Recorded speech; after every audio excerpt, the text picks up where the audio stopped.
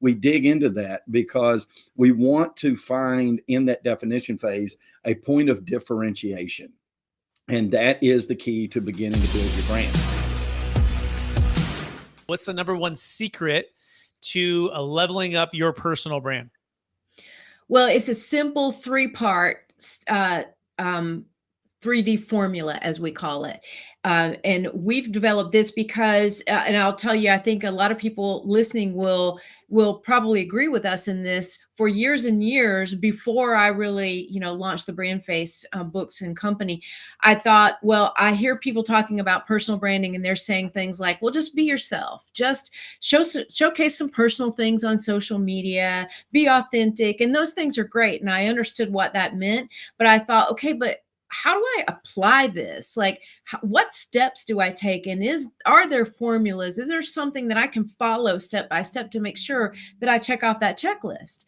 And so that's when we developed, Michael and I, what we call the 3D freedom formula: define, develop, and display, taking you through each of the major steps that you have to go through to develop a personal brand.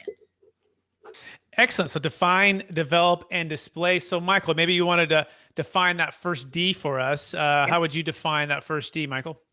Well, the way we do it when we have clients come to us is we take a really deep dive into who that person is. Okay, so let's not forget that branding is very important.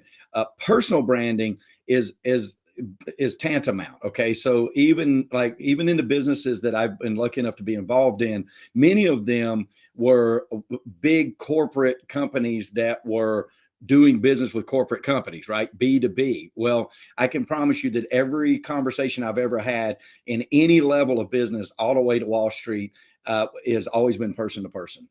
So, you can have B2B, but it's still a person doing business with a person. And the back of our book says that, people don't do business with a logo, they do business with a person. And so that being said, the definition phase of our personal branding is very important, because when we do that deep dive, we extract who you are, your life experiences, things that have led you, just like you ask us the questions as you started your show. We dig into that. Like, why did you get to this? Like, if it's a lawyer company, if it's a lawyer, we're going to personal brand, we talk to them like, why did you become a lawyer? What pushed you into doing this? If it's a tax professional, it's the same thing. If it's a real estate agent, it's the same thing. We dig into that because we want to find in that definition phase a point of differentiation. And that is the key to beginning to build your brand. There are thousands and sometimes millions of people do the exact same thing as you do, no matter what you are, whether you're a salesman or whether you're a service person or no matter what business you're in, there are so many other people that do the exact same thing. What differentiates you from them? And then we also in that definition phase say, why would somebody want to choose you out of all of them? And once we can determine that, then we can move into more of a development stage about your personal brand. Because at the end of the day, what's really important is taking our experience levels, right? And then applying ourselves into the shoes of the people we want to attract. Because take me, I've been involved in over 78,000 residential transactions and counting. We sell hundreds of properties every year, sometimes thousands of properties a year, depending on the market. But is that important to Brett? When Brett wants to buy his home, his personal home, well, maybe because of the experience level, but what home is Brett interested in?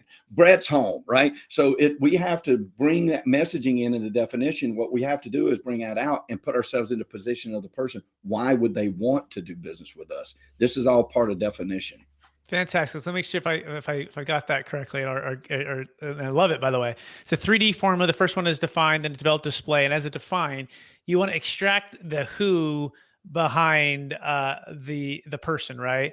And the why behind the person, as well as the why behind the passion of what that person is doing. And on part of that, when you're doing that discovery phase and you're helping to extract and learn the story and learn about the person, you're looking for that point of differentiation so that you can highlight that as well as connect that on how they're going to be helping the people they're serving. Is that a fair summary so far? That's a great summary. Excellent.